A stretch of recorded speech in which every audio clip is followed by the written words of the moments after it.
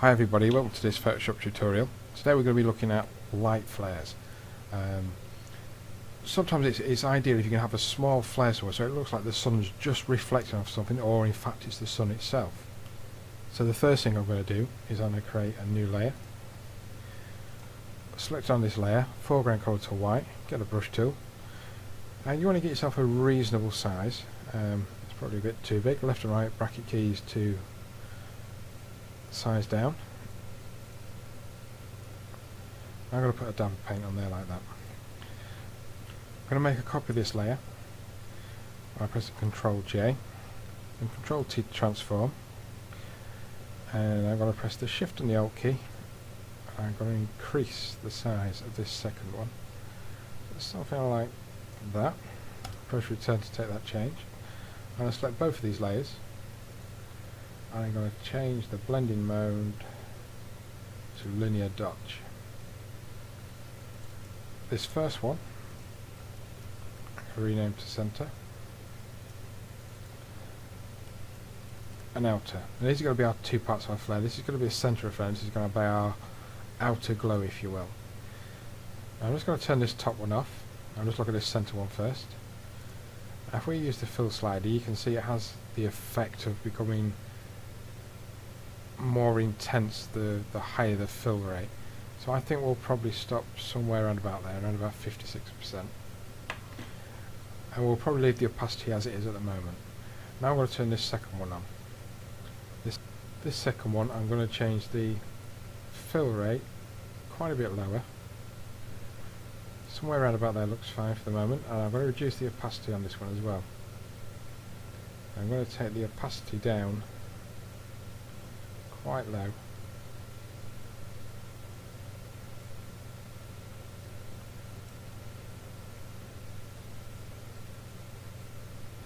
About there should be good. Now with that now, I'm just going to move that fill up a bit more.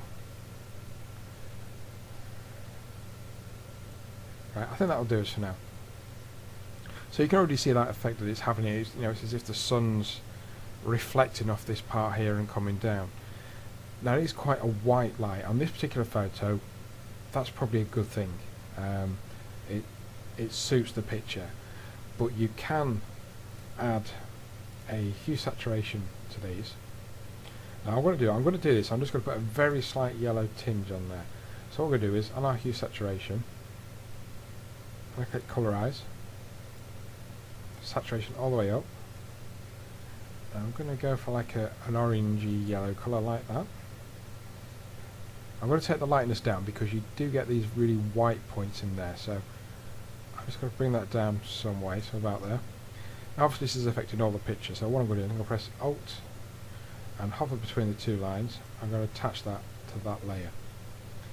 Now what I'm going to do, I'm going to Ctrl J to copy that hue saturation. I'm going to drag that one down there, and I'm going to do the same thing, attach that to that part. Now you may not see much of a difference, but if I just turn those hue saturations on and off, you can see the lightness is affecting the overall, giving it a little bit more clarity, but there is a slight colour cast that's in there. Obviously if you could do this with a blue light if it was something more kind of sci-fi feel to it.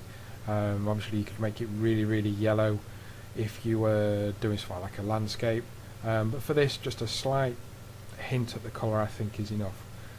Now what I'm going to do, I'm going to select all those layers that we've just created, and I'm going to drag them down to a folder, and I'm going to rename that folder flare. Now if I get my move tool, I'll select on the flare folder, we can actually drag that flare around somewhat and position it exactly where we want it. Now obviously it would make sense on something like this, you would make sense to go for the highest point that would be reflecting the light. And because all these adjustments are in one folder, you can reduce the opacity to the folder as well. Like I say, all photos are different. There is no one set standard for these. You will find the lightness slider can make quite a big difference to the overall effect. Let's leave that somewhere around about there. Obviously the colour is really up to you. You can go from blues to yellows. You can probably see on the picture that slightly about the effect that it's having on the colour. So though it is only very slight, it does have an impact. If I just turn that flare on and off, you can see the effect it's having. And like I say, because it's all in a folder, we can change the overall effect as much as we like to get it to exactly how we want it. Thanks for watching. Till the next time. Bye.